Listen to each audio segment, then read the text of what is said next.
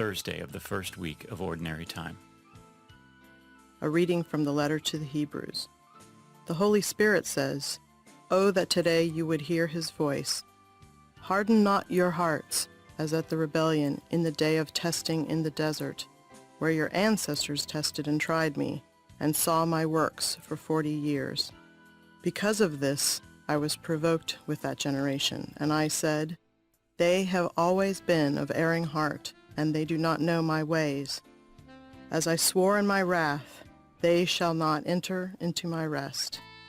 Take care, brothers and sisters, that none of you may have an evil and unfaithful heart, so as to forsake the living God. Encourage yourselves daily while it is still today, so that none of you may grow hardened by the deceit of sin. We have become partners of Christ, if only we hold the beginning of the reality firm until the end." The word of the Lord. Responsorial Psalm. The response is, "If today you hear his voice, harden not your hearts." Come, let us bow down in worship. Let us kneel before the Lord who made us. For he is our God, and we are the people he shepherds, the flock he guides. If today you hear his voice, harden not your hearts. Oh, that today you would hear his voice.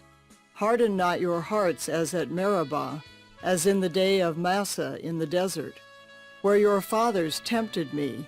They tested me, though they had seen my works. If today you hear his voice, harden not your hearts. 40 years I was wearied of that generation. I said, this people's heart goes astray. They do not know my ways.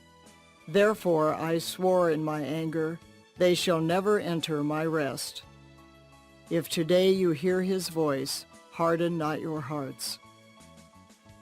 A reading from the Holy Gospel according to Mark. A leper came to him, and kneeling down begged him and said, "If you wish, you can make me clean." Moved with pity, he stretched out his hand, touched the leper, and said to him, "I do will it. Be made clean." The leprosy left him immediately, and he was made clean. Then, warning him sternly, he dismissed him at once. Then he said to him, "See that you tell no one anything, but go, show yourself to the priest, and offer for your cleansing what Moses prescribed. That will be proof for them."